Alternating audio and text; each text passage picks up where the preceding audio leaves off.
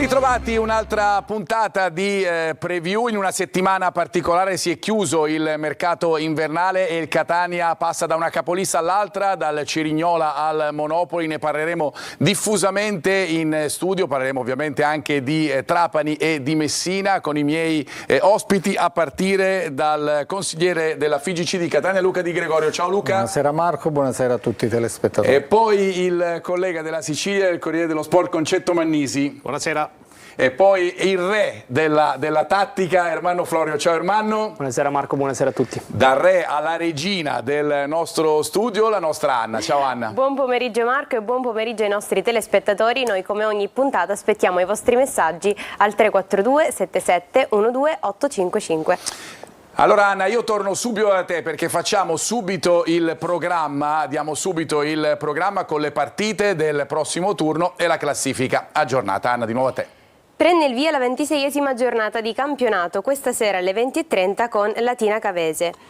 Sabato 8 febbraio alle 15 Messina Picerno e Turris Trapani, alle 17:30 Altamura Giuliano, Crotone Potenza, Foggia Avellino e Sorrento Taranto. Il 9 febbraio alle 12:30 Juventus Next Gen Benevento, alle 15 Monopoli Catania e si chiude la 26esima giornata lunedì 10 febbraio alle 20:30 con Casertana Cerignola.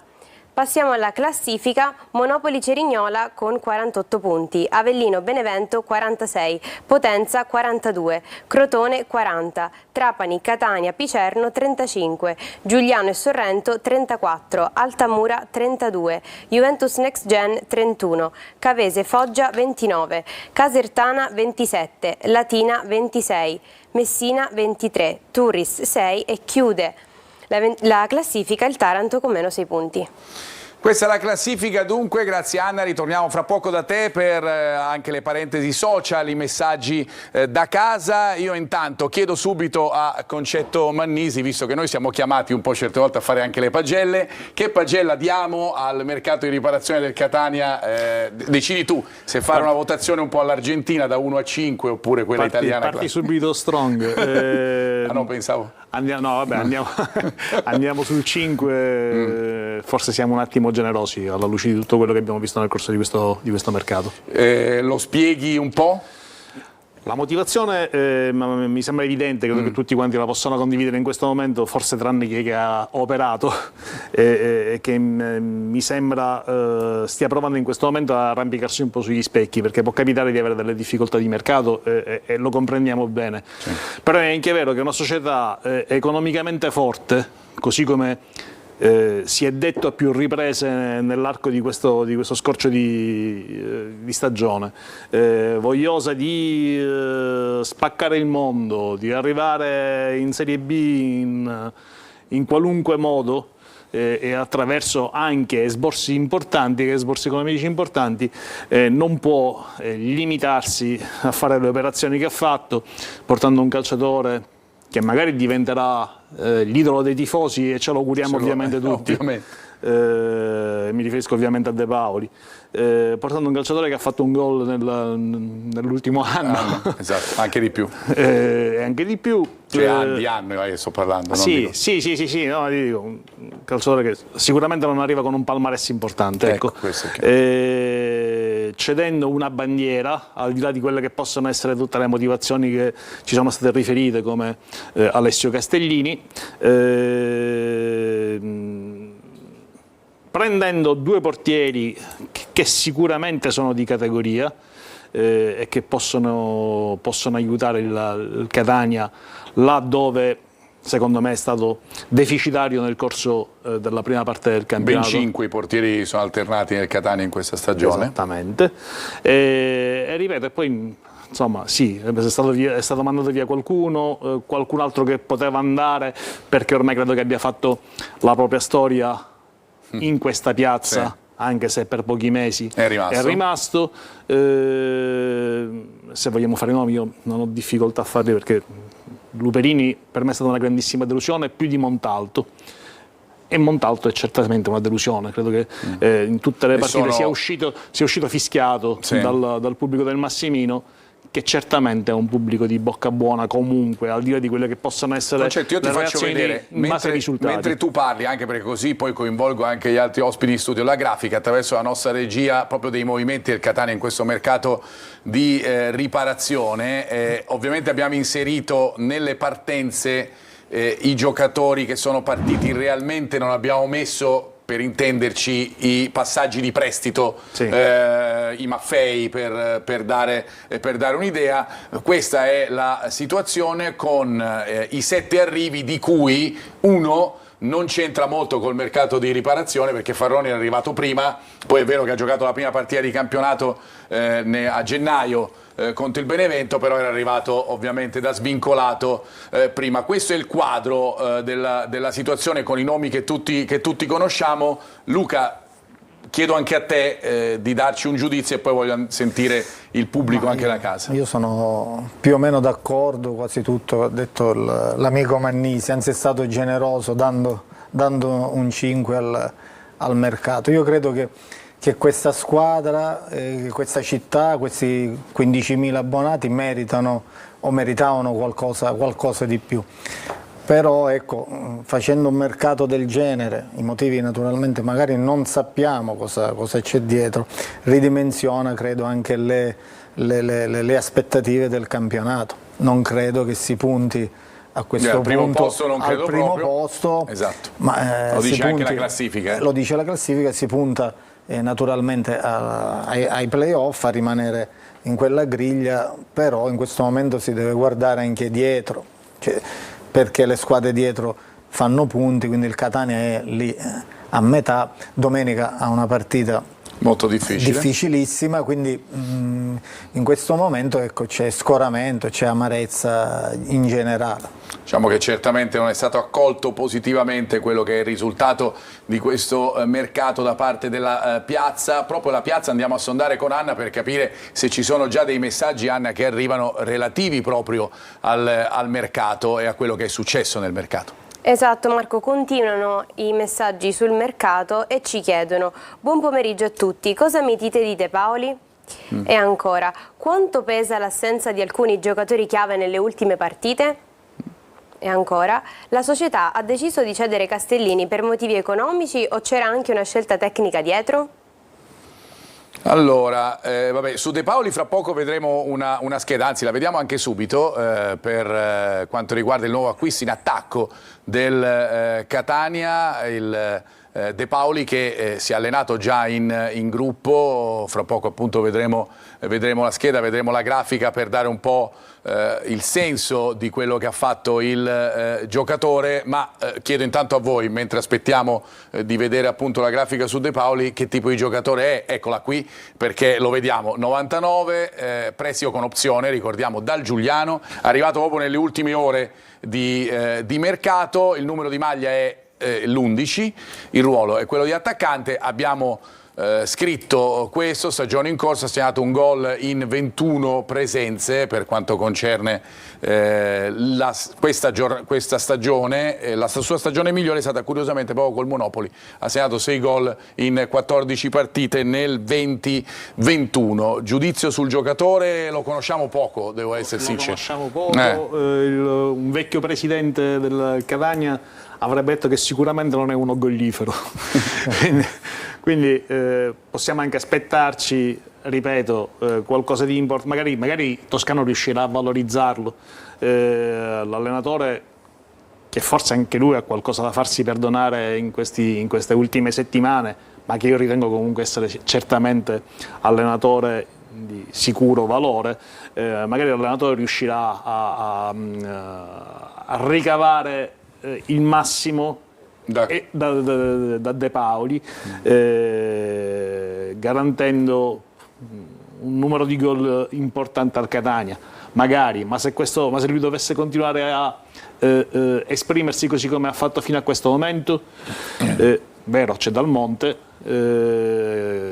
che però già si è presentato con un infortunio, sì. non mi è dispiaciuto in quella frazione di tempo in cui l'abbiamo visto 32 minuti di impegnato, sì, Cerignola. però è chiaro che un calciatore che è rimasto ai margini del progetto Salernitana per tanto tempo e poi entra in campo, è costretto a finire nella mischia, perché il Catania in questo momento ha comunque anche gli uomini contati, e è normale probabilmente anche che si sia infortunato.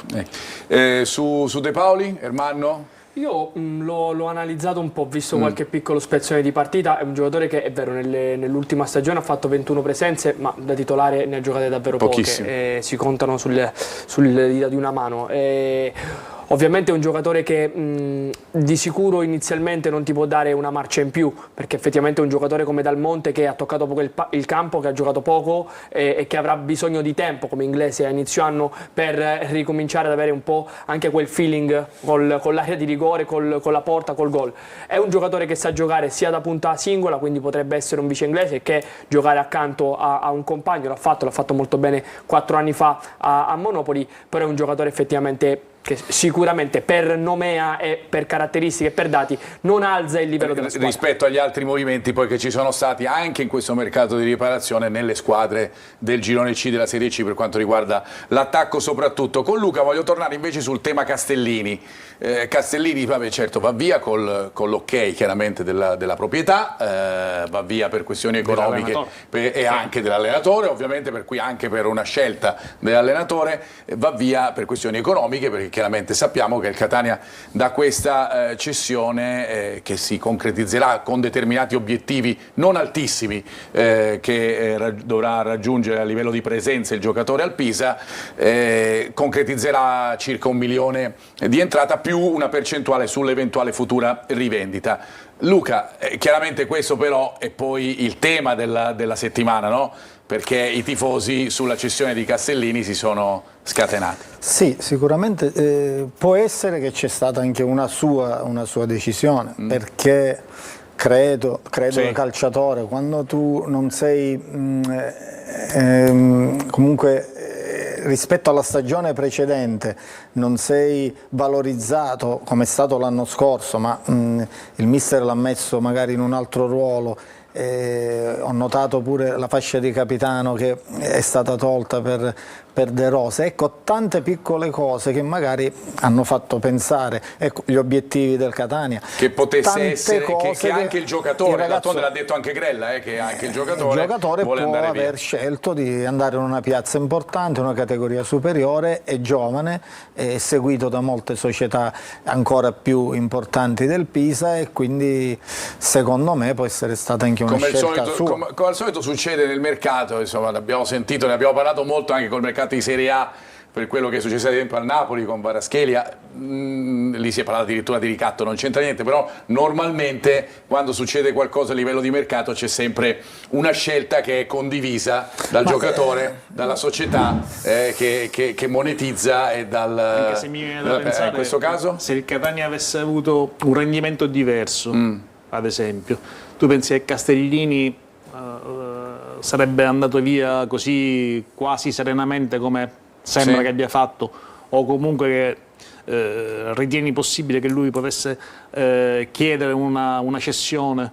Io credo che se l'ambiente all'interno della squadra, all'interno della società e all'esterno fosse stato di diverso livello, di diverso un po' meno turbolento, ecco, probabilmente, e la classifica fosse stata diversa, probabilmente Castellini avrebbe chiuso la stagione qua e poi magari per andare l'anno prossimo in Serie B o in una società tante ancora... squadre l'hanno cercato, ricordiamo la Cremonese ad esempio, di sicuro, ma anche società vicine a livello siciliano, che il Palermo, insomma ci sono state delle squadre che comunque hanno fatto delle richieste per quanto riguarda Castellini. A proposito di Poi Castellini, ci dobbiamo fidare di quello che ci viene detto anche in questo caso, perché nel calcio, diciamo, ci stiamo forse un po' tutti da tanto tempo, e non sempre quello che viene raccontato corrisponde esattamente che è la realtà. alla verità. È vero che poi dopo è quella che stiamo provando un pochettino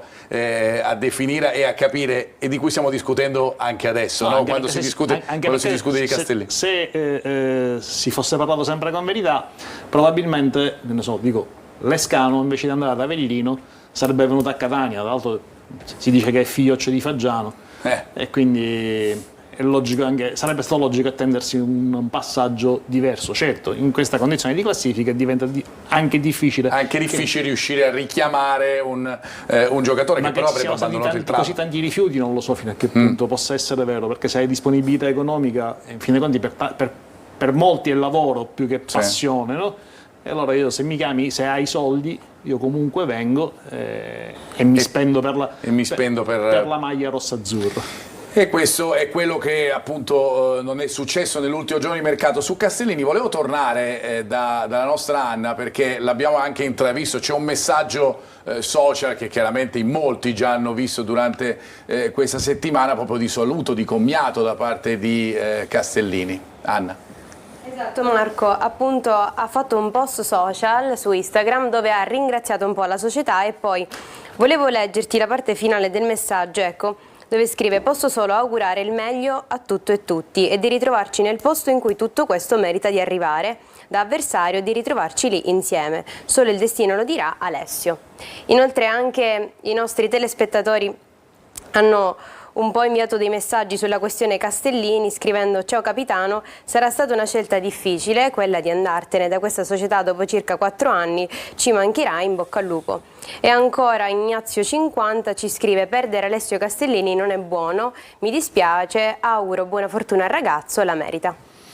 E questi sono un po' il sentire popolare per quanto riguarda Castellini, che chiaramente ha rappresentato una parentesi molto importante per il Catania fin dalla Serie D. È un giocatore su cui il Catania ha anche puntato con il rinnovo contrattuale e tutto il resto, che adesso si separa dalla società rossazzurra in prestito, ma che ovviamente con delle possibilità poi di restare al Pisa per il prossimo anno, che ricordiamo Pisa è in ottica Serie A, fra parentesi, perché è in Serie B, ma insomma sta veramente in una posizione di classifica molto alta. Questo mercato di riparazione di cui abbiamo discusso si è inserito in un inizio di 2025 parecchio difficile per il Catania, vogliamo dire parecchio difficile per non dire altro. Nella grafica che vediamo adesso abbiamo usato anche un altro termine per definire il 2025 del Catania finora, 2025 disastroso, perché i risultati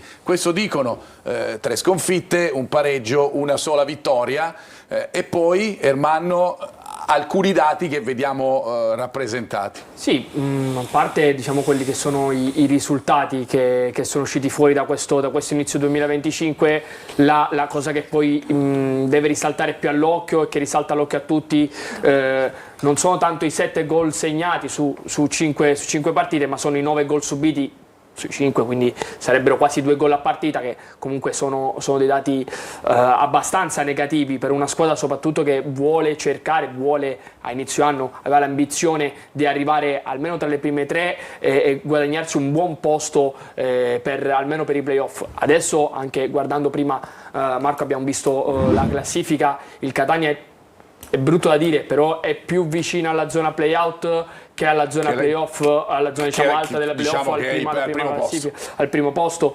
e soprattutto la cosa che viene da pensare è che comunque se il rullino di marcia non cambia, il Catania potrebbe trovarsi un po' immischiato in una situazione anche un po' complessa, un po' difficile. Vediamo, io per esempio guardo la Juventus Next Gen, che abbiamo commentato tempo fa, che sta facendo risultati importantissimi. Sì. Domenica scorsa ha giocato settimana scorsa ha giocato proprio col Picerno, 1-1 fuori casa, adesso deve giocare col Benevento. È una delle poche che ha fermato il Monopoli nelle ultime partite di campionato. 1-0 in casa col Monopoli, quindi anche lì il Catania che tipo di campionato vuole fare per questo 2025, dimostrato unicamente dai risultati e non mettendo conto il mercato. Per adesso sta facendo un campionato, un 2025, una stagione, un inizio diciamo di girone d'andata, di girone di ritorno un un po' sotto. Nel gioco di ritorno ricordiamo che fa parte anche la partita col Sorrento, vinto 4-0 alla fine del 2024, però insomma, Però è un po' situazione sotto sicuramente senza aspettativa. Senza un po' le partite certamente sono complicate. Volevo chiudere questa prima parte ancora con Anna, se ci sono altre domande o considerazioni sul mercato del Catania, così chiudiamo questa parentesi iniziale. Anna. Sì, delle domande per i nostri ospiti. Chiedono: faccio la voce fuori dal coro, meglio questo mercato doloroso negativo senza colpo finale ma che ha provato a seguire una linea, o quello del gennaio scorso, 14 acquisti che ci hanno portato fino a questo punto?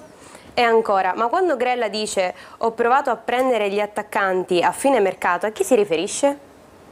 Ok, allora, domande, meglio questo mercato o quello del gennaio scorso? È difficile scegliere. Non lo so, stiamo giocando a ribasso in questo momento con questa domanda. Non lo so, l'anno scorso si è provato a dare un'inversione di rotta improvvisa, anche perché c'era un nuovo allenatore che voleva degli uomini suoi. Stavolta non c'è stato probabilmente chi ha reclamato i propri uomini, o se l'ha fatto non è stato accontentato. Sono stati deludenti entrambi. Da un lato troppo e dall'altro troppo poco. Alla luce dei risultati mi pare evidente che quello dell'anno scorso sia stato comunque fallimentare, anche perché ha appesantito enormemente i bilanci, è la cosa fondamentale. Ed è quello che poi ha portato alle cessioni in questa fase di mercato. Esattamente.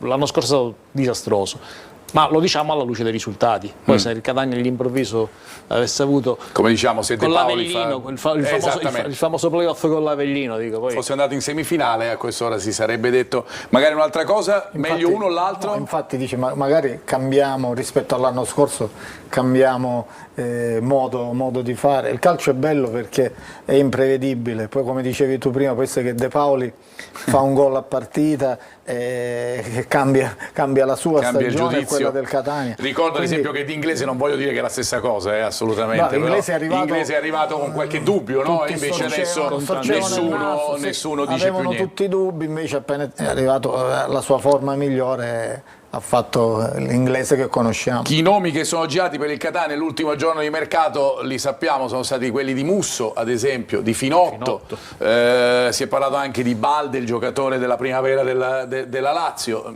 Anche Patierno all'inizio. No, ma io stiamo parlando proprio del finale. Credo che siccome ci facevano la domanda a chi si riferiva Grella a chi si riferisce Grella sui giocatori che ho provato a prendere alla fine, immagino che siano questi, con delle offerte che evidentemente non sono state ritenute valide, oppure le altre società si sono tirate indietro, oppure vedremo, lo sapremo, chissà. Intanto ci fermiamo e ritorniamo fra poco per parlare invece più da vicino della partita con il Monopoli. A fra poco.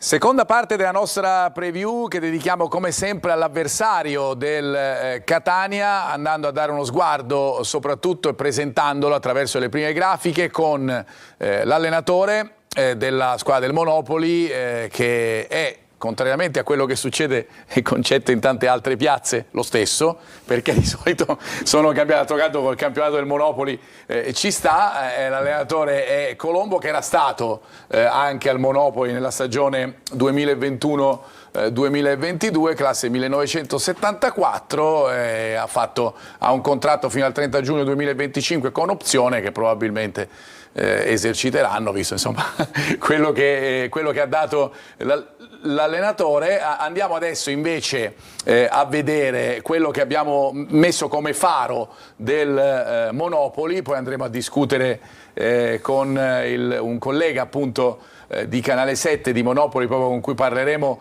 della squadra pugliese in testa alla classifica, è Grandolfo. Ce ne sono tanti, ne avremmo potuti scegliere tanti, abbiamo scelto lui anche per la sua storia, ne parleremo poi a livello tattico anche con Ermanno. A 18 anni ha segnato una tripletta in un Bologna-Bari che non contava molto, era l'ultima giornata di campionato, ma stiamo parlando di Serie A, segnò una tripletta in Serie A, sembrava l'inizio di una storia incredibile, poi invece si è perso, è finito addirittura in Serie D con la Correggese, poi tanta C fino al Monopoli adesso. Questo è Francesco Gandolfi. Il punto invece sui risultati del Monopoli nelle ultime 5 partite di campionato, e intanto questa è la classifica: 48 punti per il primo posto con 13 vittorie, 9 pareggi e 3 sconfitte. Una di queste sconfitte è stata in una delle ultime 5, proprio ne parlavamo prima, in casa della Juventus Next Gen, con il punteggio di 1-0. L'ultimo risultato è lo 0-0 in casa del Benevento, che è costato la panchina ad Auteri, sostituito da Pazienza. Andiamo adesso al nostro collega Domenico Di Carlo, ecco, lo vedo collegato, di Canale 7. Ciao Domenico. Monopoli che è al primo posto in classifica. Intanto la domanda è scontata: vi aspettavate una stagione di questo tipo in casa Monopoli? La risposta è altrettanto scontata, immagino, cioè, assolutamente no, perché insomma, se pensiamo che il 19 maggio 2024 intanto se riuscite a togliermi il ritorno della mia voce, altrimenti faccio fatica.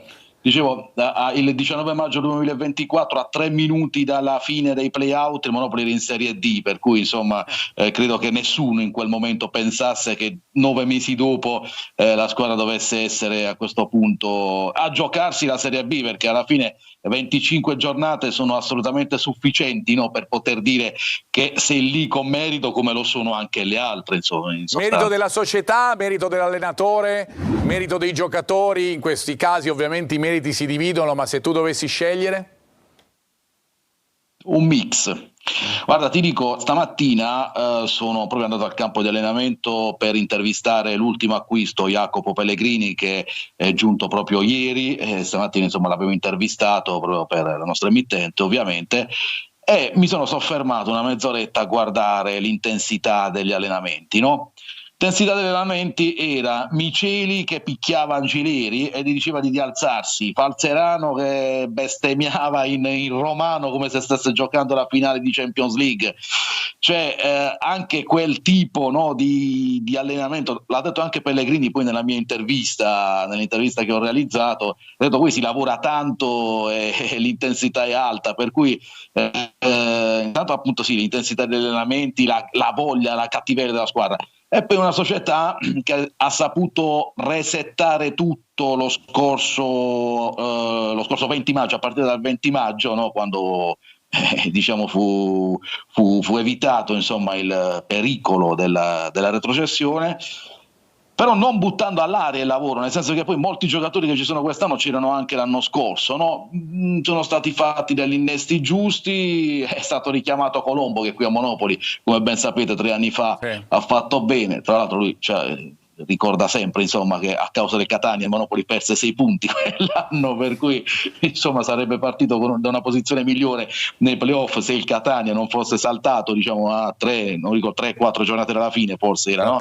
Era un sabato di Pasqua, mi ricordo. Esattamente, quindi, sì. Era aprile, certamente era aprile del 2022. Senti, tornando invece proprio al Catania, che cosa ci dobbiamo aspettare? Perché il Monopoli ha un 11 abbastanza collaudato, diciamo così. Ci dobbiamo aspettare qualche sorpresa per la partita di Monopoli? Guarda, per quanto riguarda la formazione iniziale, io ho dato delle indicazioni, mi pare alla regia, dovrebbe, diciamo, un unico dubbio, forse i dubbi sono 2, ecco, in attacco, perché dovrebbero cominciare Grandolfo e Bruschi, anche se a sorpresa lunedì sera è stato schierato Yeboah al fianco di Grandolfo, probabilmente per cercare la profondità che il Benevento non ha mai concesso, conoscendo il Monopoli. Giocava una difesa molto bassa il Benevento lunedì sera.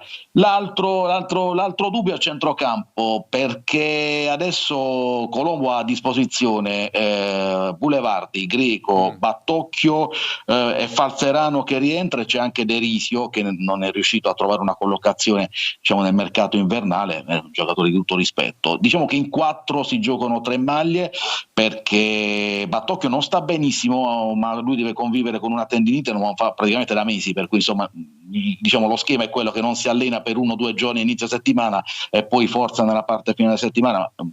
lo guarderete, insomma, un giocatore che si gestisce benissimo anche durante i 90 minuti, per cui se gioca a battocchio il dubbio, diciamo, è per le due mezze ali tra Falzerano, Greco e Bulevardi, diciamo che questi tre si giocano i due posti, per il resto la difesa sarà quella con Viteritti, Miceli, Angeleri, Valenti a destra e Pace a sinistra, anche se sta facendo bene Contessa nelle ultime due partite nelle quali è entrato. Domenico, io ti ringrazio, grazie per i tuoi suggerimenti, fra parentesi anche da Monopoli, una buona giornata, un buon pomeriggio a te, ciao. Grazie a voi, buona giornata e buon lavoro.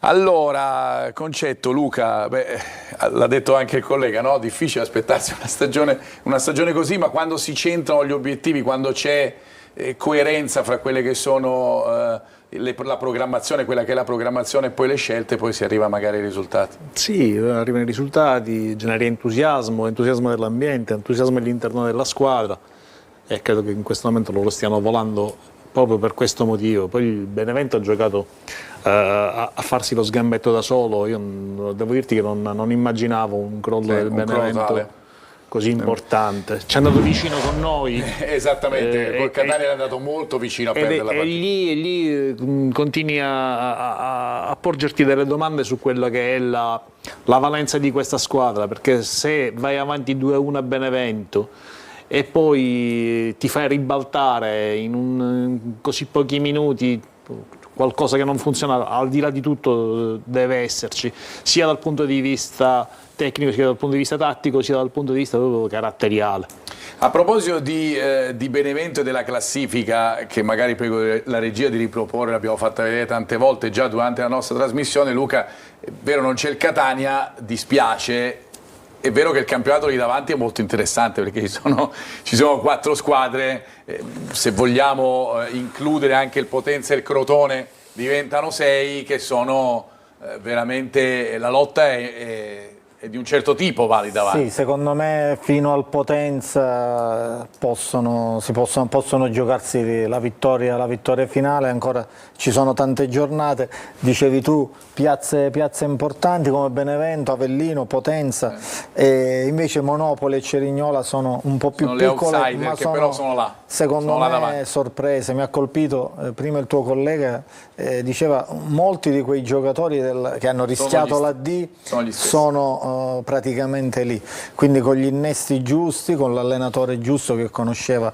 bene la piazza, stanno facendo un gran campionato. Io torno da Ermanno perché questo gran campionato lo rivediamo nelle cifre, andiamo a vedere le statistiche, Ermanno, perché guardando le statistiche, io di solito noi mettiamo le classifiche, no? Guardando le classifiche relative al girone, il Monopoli sembrerebbe, guardando a questi dati, una squadra di centro classifica, invece è lì davanti, perché? Guarda, in realtà il perché poi diciamo ci ha detto anche un po' sì, il collega prima intervistato, è un po' lo specchio del Monopoli. Il Monopoli, che è una squadra che fa della sua forza un calcio intenso, un calcio pragmatico, dominato principalmente da quella che è praticità e opportunismo, oltre a grandissimo cinismo, perché qui vi ho messo 3 dati che fanno tanto riflettere. Sempre ribadisco che i punteggi di classifica sono relativi questa volta come le scorse settimane solamente al girone C di Serie C, e quindi il Monopoli per tiri sui 90 minuti, per tocchi in area avversaria, per passaggi nella tre quarti avversaria, che sono comunque dei dati che ci fanno comprendere quanto una squadra voglia dominare, voglia sviluppare offensivamente, crei pericolosità e dominio negli ultimi 25 metri. Su questi tre dati il Monopoli è dal 15° posto in giù, addirittura per passaggi nella tre quarti avversaria ai 90 minuti è penultima in classifica. Questo anche un pochettino legato al tipo di gioco che ha imposto il Colombo, l'allenatore del Monopoli, che gioca molto più, ama più la ricercare la profondità e poi andare con qualche uomo alla ricerca della seconda palla, come vedremo successivamente. Però anche lì il Monopoli è una squadra effettivamente cinica, una squadra che quelle poche occasioni che crea le riesce a concretizzare, soprattutto poi, a differenza un po' anche del Catania, e qua vediamo lo specchio opposto, è una squadra che è compatta e soprattutto molto molto attenta difensivamente. La si è vista anche nella partita lunedì a Benevento. È una squadra che ha rischiato pochissimo, ha rischiato praticamente nulla, si è coperta molto bene con i 3 difensori centrali, con i quinti che si abbassano, con Battock che fa una grandissima, che si spende tantissimo per difendere, anche in copertura, ma lo stesso Boulevardi, Falzerano, che sicuramente non sono dei nomi che a inizio stagione potevamo prospettare per il salto di categoria, ma sicuramente neanche loro, neanche diciamo il più speranzoso dei tifosi biancoverdi, però è una squadra che per dati non eccelle la parte, diciamo, offensiva, però riesce a utilizzare quel poco, lo riesce a concretizzare un po' l'opposto, l'ha detto anche Toscano, di quello che succede a Catania, una squadra che appunto crea tanto ma concretizza poco e subisce magari non tantissimo, ma quando subisce di solito gol. Però Marco, ti dico, la differenza secondo me l'hanno fatta sia gli episodi, perché il Monopoli soprattutto a inizio anno, che poi quei risultati l'abbiamo vista perché era la prima puntata dove sono stato ospite, abbiamo visto che il Monopoli con dei tiri da fuori all'85esimo, al 90esimo, dei calci d'angolo, riusciva a, un po' fortunatamente, a prendere sempre il bottino pieno. Però la cosa che poi diciamo è quello che non è successo al Catania, che gli episodi gli hanno sempre remato contro, però la differenza secondo me l'ha fatta anche tanto la concentrazione e l'attenzione sia nei minuti finali, sia proprio nel voler vincere, nel voler essere superiore all'avversario. Ce l'ha detto il giornalista di Monopoli, lo fanno anche in allenamento, quindi quell'intensità lì... Quell'intensità lì poi si vede anche durante la partita. Torno da Anna per avere altri messaggi, altre considerazioni da parte dei nostri telespettatori. Anna. Sono arrivate alcune osservazioni da parte dei nostri tifosi e ci scrivono: sono sconcertato per la campagna acquisti di riparazione del Catania, più che di riparazione mi è sembrata di rottura. Altro messaggio: mi rivolgo allo studio. Con queste premesse non è meglio arrivare 11esimi e iniziare da aprile a programmare, sempre che il club sia in grado di programmare? E ancora, noi tifosi paghiamo 10 anni bruttissimi, tranne la parentesi scontata della vittoria in Serie D, e questo influisce anche sul giudizio degli ultimi, però Pelligra, troppe promesse e pochi fatti. Concetto. Forse l'ultima domanda è quella, l'ultima considerazione, quella che un po' riassume anche tutte le altre. Sì, in qualche maniera sì, dico, ma l'abbiamo detto anche in avvio di puntata, cioè hai fatto tante promesse, si sperava che almeno una parte di queste potessero essere in qualche maniera centrate o ritrovate, ecco, sotto questo punto. Io non penso che arrivare a 11esimi e riprogrammare comunque possa essere la soluzione ideale. Io credo che adesso bisogna provare in qualche maniera a battere il ferro che è tiepido, non è caldo, provare a farlo diventare rovente, provare a creare anche con i nuovi, con quei pochi nuovi, un gruppo vincente e poi magari giocarsela ai playoff. Magari sai, scatta quel qualcosa, la storia del calcio ci insegna che tante volte situazioni che sembravano definite, imprese che sembravano impossibili, poi si sono arrivate all'esatto opposto. Esatto, sono arrivate all'esatto opposto. E questo ovviamente anche da tifoso, perché se siamo qua, siamo tutti di Catania, speriamo che le cose possano migliorare improvvisamente, questo è quello che speriamo. Certo, i dati di fatto non caldeggiano quella che in questo momento è la nostra speranza. Fanno pesare la bilancia da altre parti. A proposito di bilancia, perché Ermanno, torno da te, il Monopoli è una squadra, lo vedremo nel primo taglio che hai preparato, è una squadra che sa bene quando giocare un po' dentro, fuori, per quello che usavo il termine bilancia, o soprattutto rischia in questo caso, quando le altre squadre giocano un po', fanno questa palla un po' dentro, un po' fuori, trova delle difficoltà. Guarda, ti dico che è stato un po' complesso per me trovare un po' dei punti deboli, sì, degli alert, diciamo, difensivi per quanto riguarda la compagine pugliese, però sì, vediamo dal taglio, si può vedere come un movimento della palla da fuori a dentro e soprattutto un inserimento in questo caso della seconda punta della Cavese mette un po' in crisi la difesa di Colombo, perché come ben fa il braccetto, segue il taglio della seconda punta, però seguendo il taglio ovviamente libera lo spazio non ben coperto da Boulevardi, che sicuramente si era spinto tanto in avanti, e da Pace si crea quello spazio dove si inserisce la mezzala opposta, ed è uno spazio che poi porta all'ingresso in area della Cavese, ma era la prima volta che la Cavese entrava in area avversaria, se non per qualche calcio d'angolo o su un pensierivo su qualche tiro da fuori.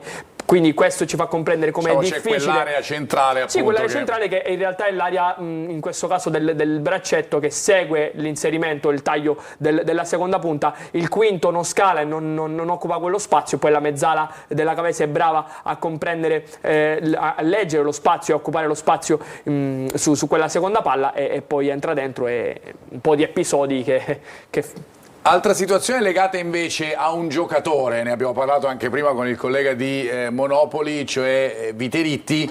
È un giocatore che magari sui cross ha una posizione, spiegaci tu, su cui magari qualche giocatore del Catania, faccio il caso di Inglese, può provare ad approfittare. Più che di Inglese ti dico forse l'inserimento di qualche quarto, a seconda di chi, se Guglielmotti, Raimo o Anastasio, chi che sia. Sì.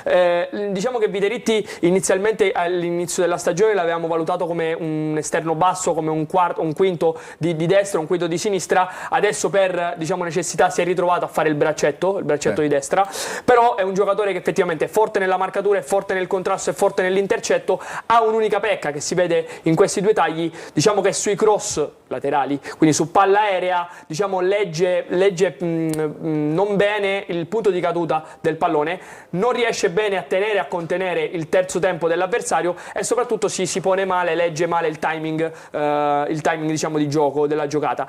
Soprattutto perché comunque è alto 1,75 m, quindi certo, non spicca per essere un difensore.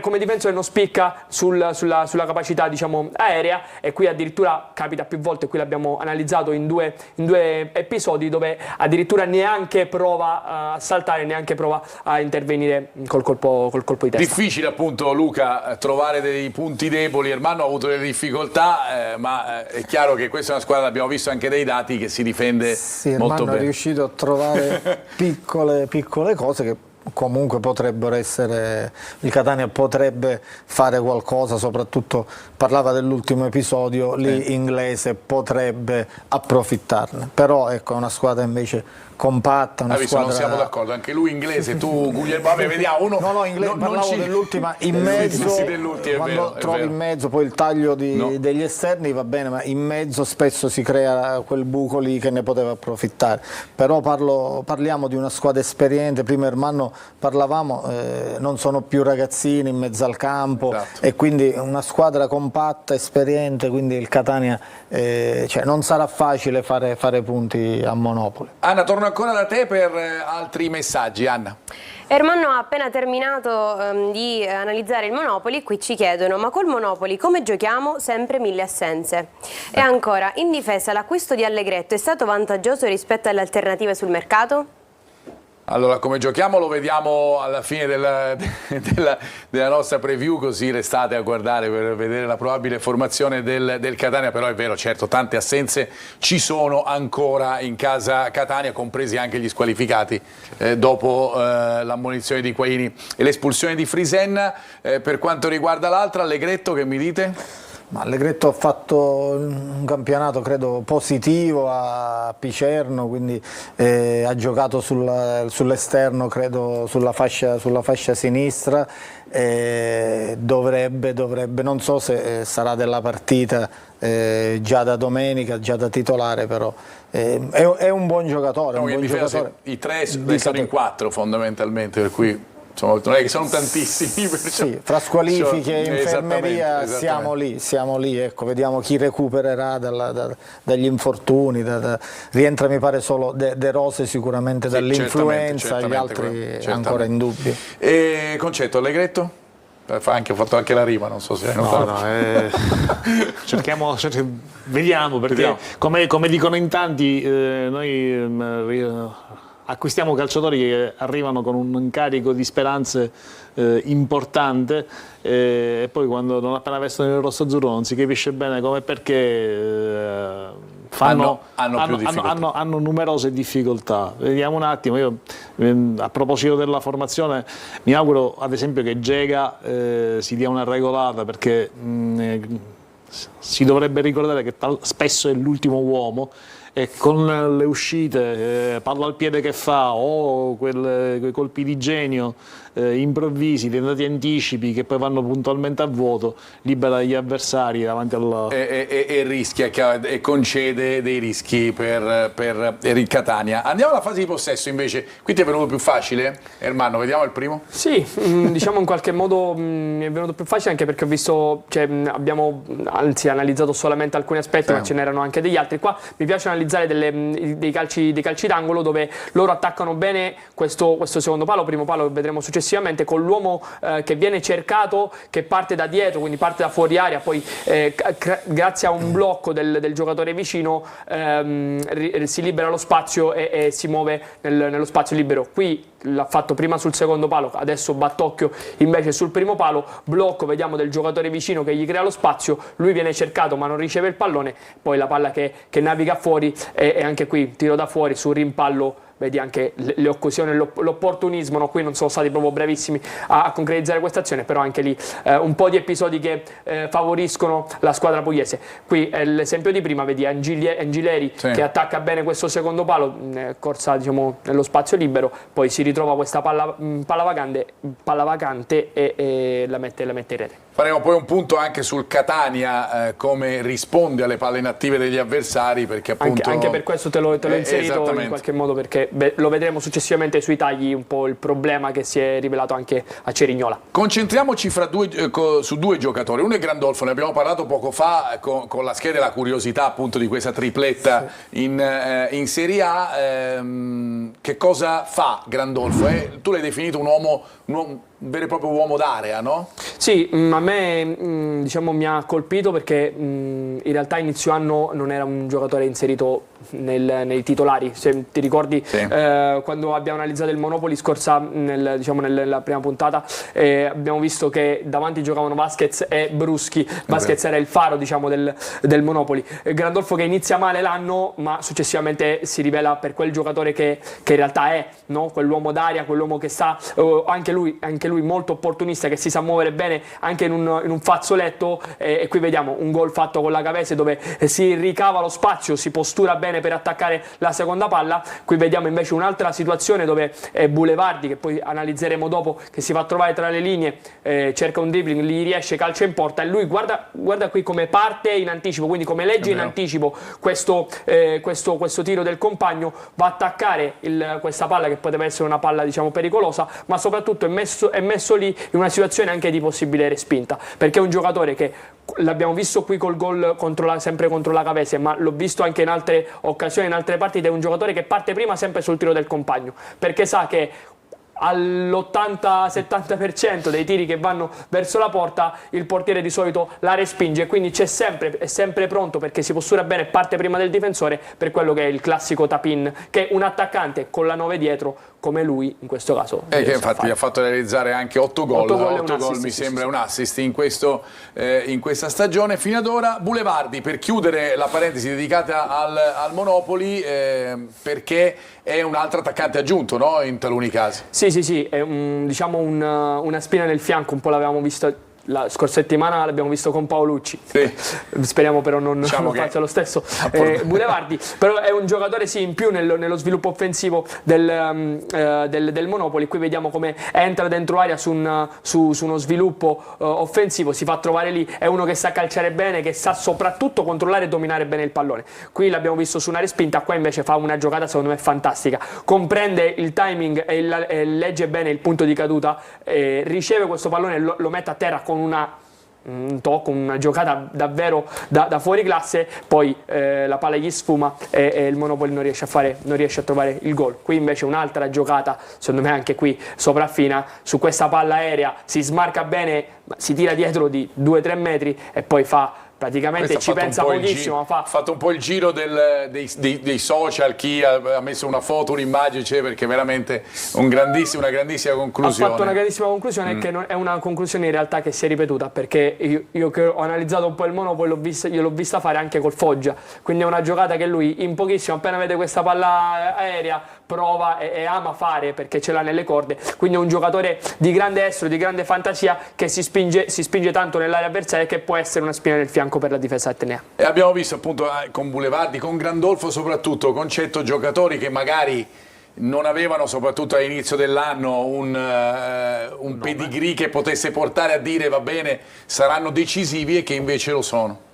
Per cui è quello che possibilmente non è successo a certi giocatori del Catania. Facevo questo riferimento, che poi era lo stesso che facevi tu prima. Esatto, sì. Poi tra l'altro a noi non ci va sempre bene a Monopoli, quindi incrociamo le dita e speriamo che per una volta a Monopoli si dimentichino che stanno giocando contro il Catania. Ricordiamo che c'è la diretta di Telecolor, c'è Luca che ride ovviamente su questa considerazione. Perché può essere che prenda una giornata storta il Catania riesce a fare bene, a fare risultato, però visto dalle schede di Ermanno è complicato. Giocatori importanti, giocatori di un certo livello sia di qualità che di quantità.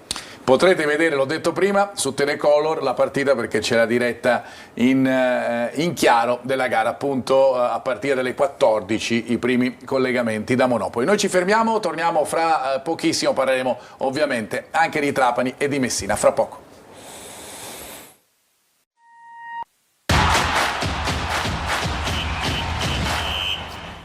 Siamo alla terza parte, quella dedicata solitamente alle altre squadre siciliane di Serie C. Torneremo a parlare del Catania fra pochissimo, ma intanto io mi voglio collegare con Francesco Triolo per parlare invece del Messina. Francesco, ciao, buon pomeriggio. Buon pomeriggio a tutti. La partita di domani, ma intanto partiamo dal mercato. Qual è il tuo giudizio sul mercato del Messina e quali sono i veri rinforzi secondo te della squadra? Ma Marco, probabilmente il Messina è la squadra che ha fatto più mercato di tutta la Serie C, perché ha fatto un'autentica, insieme al Trapani, un'autentica rivoluzione. 12 giocatori sono andati via, 15 sono arrivati, quindi è la società che ha più operato e che aveva più necessità probabilmente anche di farlo, vista la posizione di classifica e soprattutto la situazione in cui si è venuta a creare con alcuni giocatori che magari non volevano più rimanere, preferivano andare via, cambiare squadra. Ce ne sono stati parecchi. Quali sono i colpi più importanti? Il primo di tutti, a mio avviso, è Buchel, perché ti dà quella quadratura in mezzo al campo. Poi non sottovaluto Crimi, che è un giocatore di esperienza messinese, quindi nello spogliatoio oltre che in campo sicuramente si farà sentire. Poi ti potrei dire tutto l'attacco, perché De Sena, Costantino sono due giocatori che sanno come si mette la palla dentro, sono abituati anche magari a giocare per evitare i play-out in situazioni complicate, e possono davvero dare qualcosa in più rispetto magari a chi c'era prima. Non ti parlo di Anatriello, che è andato a Trapani e ha fatto un esordio confermando tutte le sue buone qualità, ma tutto il resto gli ruotava attorno. Adesso toccherà a loro centrare quello che è l'obiettivo in questo momento, di una salvezza che avrebbe del miracoloso, però sai, il pareggio di Caserta, la vittoria con Latina hanno dato quell'iniezione di fiducia che c'era necessità, di cui c'era necessità a Messina. Adesso arriva il difficile, perché comunque la partita di domani contro il Picerno è una partita insidiosa, nonostante i lucani abbiano magari allentato quel tipo di gioco, di risultati dell'inizio del campionato, però ci sono tanti ex che magari vorranno fare bene, e poi ci sono tutte le altre partite successive che sono davvero insidiose contro avversari di alta classifica. Che Messina sarà ce lo dirà sicuramente questo ciclo di partite. Andiamo a vedere invece che Messina sarà proprio nella prossima partita, quello che può essere l'11 di partenza di Banchieri. Francesco. Sì, diciamo che Banchieri ormai lavora da un paio di settimane con la squadra e quindi si è reso conto un po' anche delle qualità. Il modulo che sta prediligendo è quello del 4-3-1-2 e i giocatori che ha a disposizione gli danno la possibilità di farlo. Mancheranno due giocatori importanti come Lia e Petrucci che sono squalificati, ci sarà l'esordio di Ghianfi dal primo minuto. Abbiamo messo in grosso, anche se non è proprio al 100%, al suo posto, se non ce la dovesse fare, giocherà Averi, poi Tordini dietro le due punte, De Sena e Costantino, perché Costantino ormai si allena con la squadra, De Sena la settimana scorsa non stava benissimo, per questo è partito dalla panchina, però dovrebbero essere loro due i titolari al centro dell'attacco del Messina. Grazie Francesco Triolo, ci vediamo venerdì prossimo. Ciao Francesco, buon pomeriggio anche a te. Da Francesco a Franco Cammarasana per parlarci del Trapani. Ciao Franco, buon pomeriggio anche a te. Buon pomeriggio. Parto dalla stessa considerazione che ho fatto con Triolo, chiedendoti del mercato del Trapani. Sorrido perché insomma con Antonini certo vi state divertendo, ecco, sotto il punto di vista delle notizie da raccontare. Infatti, chiamiamolo mercatone perché sono 15 nuovi Granata e di questi ancora ne conosciamo solo una parte, perché nell'ultima partita il nuovo allenatore Torrente ha solo impiegato alcuni di questi nuovi, altri probabilmente li vedremo domani impiegati nella partita contro la Turris. Sulla carta una partita facile, anche perché la Turris in questa sessione di mercato ha soltanto ceduto la cessione più importante, quella del portiere Marcone, fra l'altro nel Trapani nella stagione 2015-2016, cessione al Parma, cosa che ha consentito alla Turris un pochino di risollevarsi sul piano economico e quindi mettersi un pochino a posto per quanto riguarda il bilancio, e quindi anche in caso di retrocessione in Serie D mantenere quantomeno il titolo sportivo. E però una partita da non sottovalutare, anche perché questa squadra,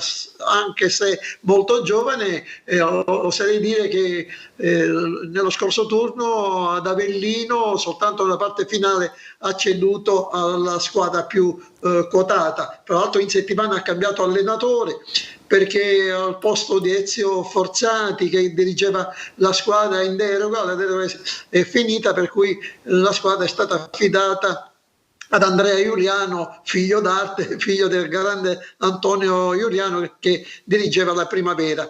Quindi anche la Turris è un'incognita, come il Trapani che comunque nella prima partita sotto la guida di Torrente ha dato una buona impressione, soprattutto per quanto riguarda il reparto avanzato, non tanto perché ha realizzato 4 gol, quanto perché si è visto molto brio nel settore avanzato. Bisogna vedere quali scelte opererà contro la Turris Torrente. È probabile faccia esordire il norvegese Strensud nel reparto avanzato. Non ci sarà per esempio Carriero, uno dei punti di forza del centrocampo, attualmente è messo fuori lista in quanto è risultato in esubero per un inconveniente con la Ternana al momento di chiudere, però negli ultimi minuti di mercato doveva essere ceduto alla Ternana, poi non è stato così. Il Trapani si è cautelato e quindi vedremo nei prossimi giorni come andrà a finire. Franco, andiamo a vedere quella che è la probabile formazione invece per la prossima partita. Abbiamo azzardato una formazione sempre con lo stesso modulo, il 4-3-3, caro a Vincenzo Torrente, con Uicai in porta, i 4 in difesa con Ciotti, Celiento, Silvestri e Benedetti. Al posto di Silvestri potrebbe giocare il capitano Sabatino. Poi a centrocampo l'ex catanese Berna oppure Ruggero, quindi Toscano e Carraro. In avanti in blocco la conferma, almeno inizialmente, dell'attacco schierato contro il Potenza, e cioè Ciuferri a destra, Anatriello a centrocampo e Piovanello sul settore opposto. Questo dunque potrebbe essere l'11 di partenza del Trapani. Grazie Franco Camarasana, buon pomeriggio anche a te. Buon pomeriggio anche a voi. Ciao, ciao. Allora, noi ritorniamo invece a parlare del Catania, lo facciamo con Ermanno e con Luca Di Gregorio. Volevo salutare Concetto Mannisi che è tornato in redazione alla Sicilia, è chiamato ovviamente dal lavoro del giornale durante l'ultima pausa pubblicitaria. Torno invece da Ermanno per fare un po' il punto tattico sul Catania, partendo dal primo gol subito nella partita con il Cerignola, un primo gol su cui hai fatto varie considerazioni, perché io la clip l'ho già vista ovviamente. Sì, diciamo sul primo gol abbiamo fatto un po' un'analisi di quelli che sono stati degli errori un po' che hanno portato poi al gol del Cerignola, al gol di Paolucci. Vediamo il movimento comunque dei giocatori del Cerignola e poi anche un po' di distrazione e di disattenzioni nelle marcature e nella disposizione dei giocatori del Catania. Facendo ripartire la clip, parte subito dall'errore principale anche di postura, direi, del giocatore del Catania, in questo caso Anastasio, che guarda solamente il giocatore, l'avversario, il marcatore, non la palla, subisce il blocco di Visentin e quindi c'è l'assenza di comunicazione, di cambio di marcatura con un giocatore libero. Poi è lo stesso Visentin addirittura a colpire la palla che viene parata da Dini, e poi Paolucci è il più veloce, il più lesto, il più furbo ad andare a colpire il pallone. Anche qui Castellini, diciamo, in qualche modo lascia con troppa facilità la marcatura su Paolucci. E poi comunque Paolucci è partito da 5-6 metri in ritardo, diciamo, rispetto alla posizione del pallone. Viene difficile da pensare che è stato l'unico a vedere quella palla, l'unico a vederla partire, l'unico a partire velocemente per andare sul pallone. È un po' un gol che mi ricorda il gol che ha subito il Catania, il 3-2 che ha subito col Benevento. Quindi questa seconda palla che viene tenuta lì, nessuno dei giocatori del Catania è pronto a lanciarla fuori e a spedirla, diciamo, su qualche tribuna vicina. Sì. Ma invece come si fa normalmente nel campionato di Serie C, no? Soprattutto in Serie C, ma non solo, perché alle volte anche in Serie A viene pensare, no, uno pragmatico come Conte, diciamo, non vuole il fraseggio in quelle situazioni lì, quindi lì un pochettino di scaltrezza e furbizia in più. Secondo gol, perché poi volevo sentire anche Luca in tal senso, il secondo gol è gesto tecnico sicuramente da parte di Capomaggio, che mette la palla proprio nel 7. Ma l'azione come nasce? Allora, l'azione nasce da, diciamo, una transizione, perché il Catania perde palla e poi su questa transizione del Cerignola si abbassa. Inizialmente il Catania in realtà copre lo spazio in maniera ottima, perché i tre dentro area chiudono bene gli spazi, addirittura fanno una buona marcatura della zona centrale. Poi è lo stesso Anastasio a mettere questa palla fuori. Il problema è qui, quando Capomaggio, nessuno al limite d'aria, ok, c'è l'uomo in meno, però Capomaggio ha tempo, spazio, visione per controllare, spostare e calciare. Anche lì è vero sì che il Catania comunque stava spendendo tanto, era passato in inferiorità numerica, era sotto in inferiorità numerica, però lì troppo tempo e spazio per un giocatore come Capomaggio. Che poi nasce da una ripartenza del Cerignola, perché il Catania aveva perso palla nella tre quarti e il Cerignola era andato verso la sinistra per poi, ecco, questa è la parte finale proprio della ripartenza, diciamo, l'ho chiamata transizione, però sì, non è altro che una ripartenza del Cerignola. Catania che crea tanta densità in zona centrale, poi mette anche qui questa palla fuori, uno spazio dove non ci sono uomini, però diciamo uno spazio tardano ad andare, ma soprattutto uno come Di Tacchio, che in qualche modo, cioè, li conosci gli avversari contro cui stai giocando. Capomaggio è abitué di questi gol da fuori ed è uno che ha un bel piede. Non dico andare a contrasto, ma sicuramente cercare di limitare la visuale del giocatore, in qualche modo, anche perché il tempo ce l'avevi, poteva fare qualcosa in più in uscita il Catania, ecco. Capomaggio, altro giocatore di cui si è parlato moltissimo nell'estate del Catania per quanto riguarda il mercato. Luca, era poi una partita che poi il Catania sembra aver diciamo mollato fra virgolette, nel senso, è chiaro, non molli mai quando giochi, però dopo l'espulsione è chiaro che sì, lì credo tante cose sono crollate. Lì è cambiato un po' l'andamento della gara con l'espulsione. Devo dire che i primi 20 minuti, 25 minuti stava tenendo bene, non ha rischiato nulla. Poi lì, rimanendo in 10, fuori casa, con una squadra così importante, così veloce, con degli uomini soprattutto lì davanti rapidi, ha fatto fatica. I gol Ermanno li ha analizzati benissimo, soprattutto il primo è saltato, ha colpito in mezzo a tre, lì c'è poca attenzione, poca cattiveria. Il secondo è un Eurogol, però parte da un contropiede e da una pressione fatta un po', cioè doveva essere vicino a Capomaggio almeno 2-3 metri, un po' più avanti per disturbarlo, invece non c'era. Calci piazzati, ne abbiamo parlato prima, no? Ermanno, la difesa del Catania sui calci piazzati, andiamo ad analizzarla attraverso un taglio, ma poi vedremo anche in grafica. Sì, diciamo l'unico pensiero che mi viene, no? Prima abbiamo parlato di Allegretto, sì. Non ho detto la mia, però Allegretto come Del Fabbro sono due giocatori che comunque superano il 1,90 m e questo potrebbe essere un indicatore, vantaggio, un indicatore anche, no? Certo. Importante, perché sicuramente rispetto a Castellini, in questo caso il giocatore ceduto dei tre giocatori soliti della difesa del Catania, potrebbe essere questa un'idea per cui hanno preso questi due giocatori. Questo è, diciamo, un calcio piazzato dove il Catania si difende molto bene, 7 giocatori, si crea una situazione addirittura di superiorità di 7 contro 5, la linea scappa bene in copertura, qua non si marca uomo anche se successivamente si formano le coppie, però anche qui quella cattiveria che parlava prima Luca manca, no? Perché a colpire il pallone di testa lì non ci arriva mai il giocatore. Ci arriva D'Andrea, mi sembra, no? in sì, ci arriva D'Andrea, che tra l'altro non è un giocatore che spicca per metri e per centimetri, quindi anche lì questa attenzione sì, perché tatticamente il Catania si nota che si muove bene ed è attento, ci lavora, però poi serve quel qualcosina in più, che quel qualcosina in più non te lo dà l'allenatore, ma te lo dà, diciamo, lo spirito che senti dentro. Lo guardiamo dalla grafica, facciamo un po' il punto della situazione in casa Catania, perché le nostre lenti di ingrandimento questa volta sono state due, una è dedicata proprio ai piazzati, sia a favore che contro, no? Ne abbiamo parlato tanto anche in questa puntata, sia leggendo il Monopoli tatticamente,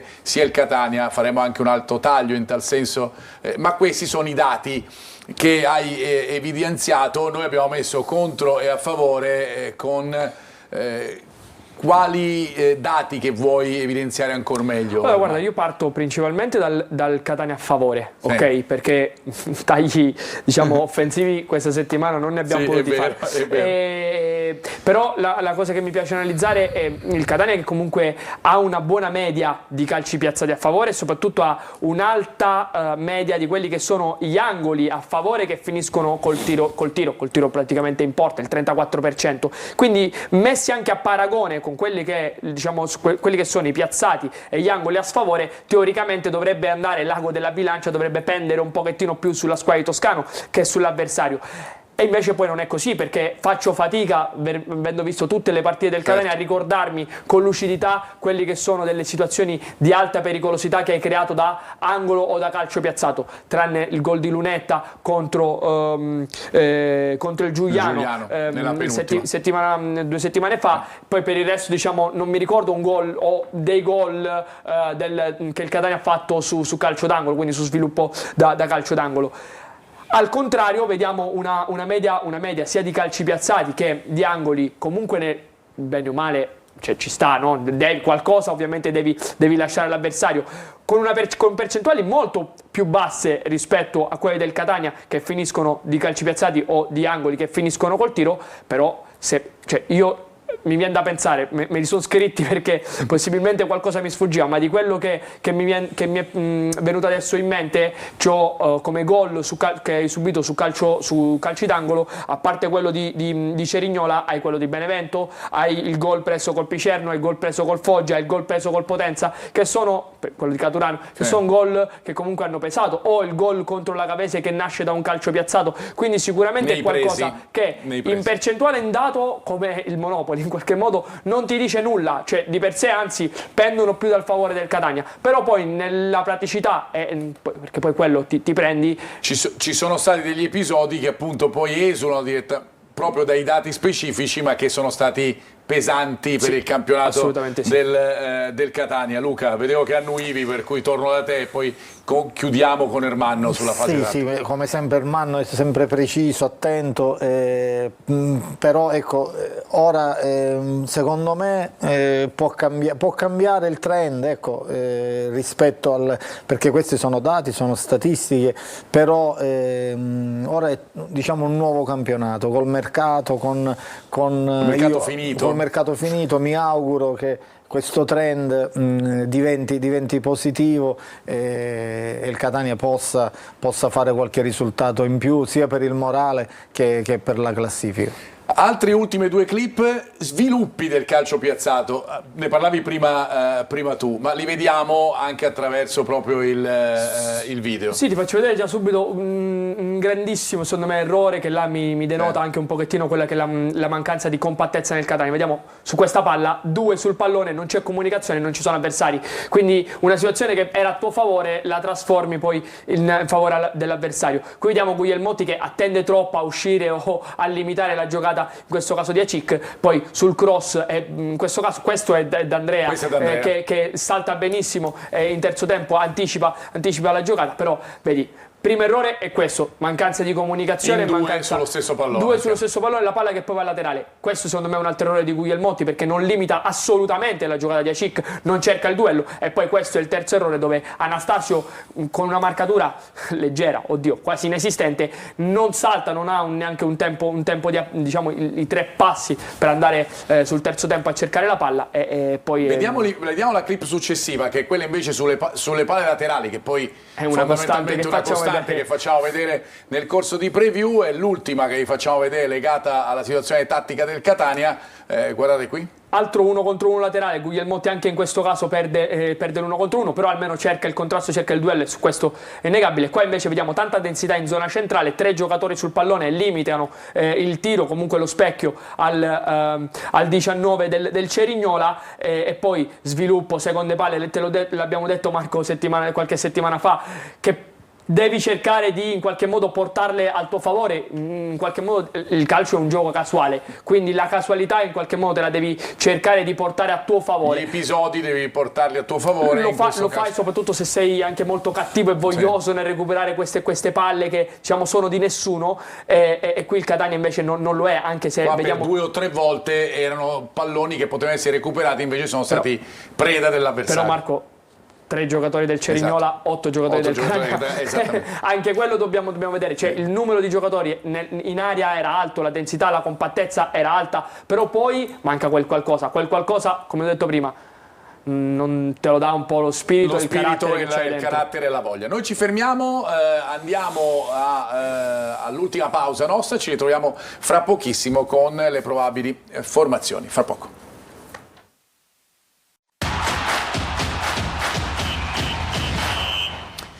Ultima parte della nostra preview, io direi di andare subito da Anna, l'ultima tranche di messaggi da parte dei nostri telespettatori. Anna. Ancora messaggi su Castellini, e ci scrivono: la cessione di Castellini è stata un altro tradimento verso i tifosi. Capisco la voglia di monetizzare, ma allora va spiegato.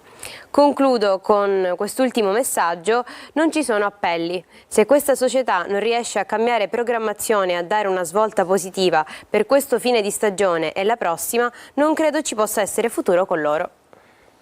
Le considerazioni sono quelle del periodo, ne leggiamo tante anche sui social. Queste sono le considerazioni dei tifosi del Catania, chiaramente sulla programmazione è chiaro, e la chiedono ed è normale. Ci sta Marco, i tifosi sono delusi, sono amareggiati, si aspettavano un altro tipo di campionato, e quindi ci sta diciamo, il dispiacere, la protesta civile, la curva domenica l'ha fatto 2 domeniche fa con civiltà, con rispetto, ecco, senza andare fuori le righe, quindi ci sta, si aspettavano altro, invece davanti, con tutto il rispetto, ci sono squadre, piccole squadre, e il Catania deve salvare la stagione in qualche modo.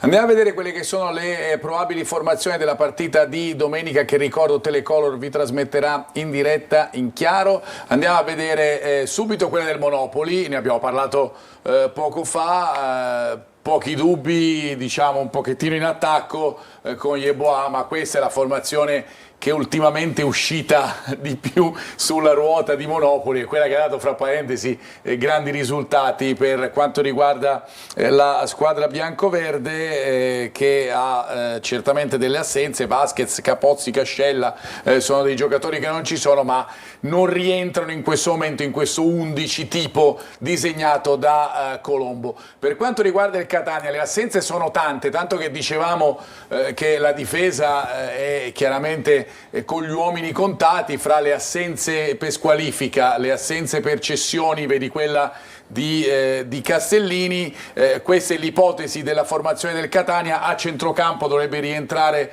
De Rose, è un 3-4-1-2 con Jimenez che può andare a fare il quinto, ovviamente, cioè può andare nei 4 di centrocampo a fare un 3-5-2, c'è il ballottaggio, c'è un ballottaggio davanti per chi deve affiancare ovviamente Inglese. Andiamo a vedere invece la situazione per quanto riguarda gli arbitri della partita di Monopoli, con Turrini di Firenze che sarà l'arbitro, e poi Piatti di Como e Barcherini di Terni i 2 assistenti, e il quarto ufficiale Maccarini di Arezzo. Questo per concludere, per dare tutto il quadro della situazione in vista della partita di Monopoli. Luca Di Gregorio, grazie per essere stato con noi. Grazie a voi, è sempre un piacere. Un buon pomeriggio a te, un buon pomeriggio, e ti ritroviamo la prossima settimana, Ermanno. Ci vediamo la prossima settimana, Marco. Ciao Ermanno, e ciao alla nostra splendida Anna, anche a te appuntamento la prossima settimana. Ciao Anna. Ciao Marco, grazie, e grazie a voi per averci seguito.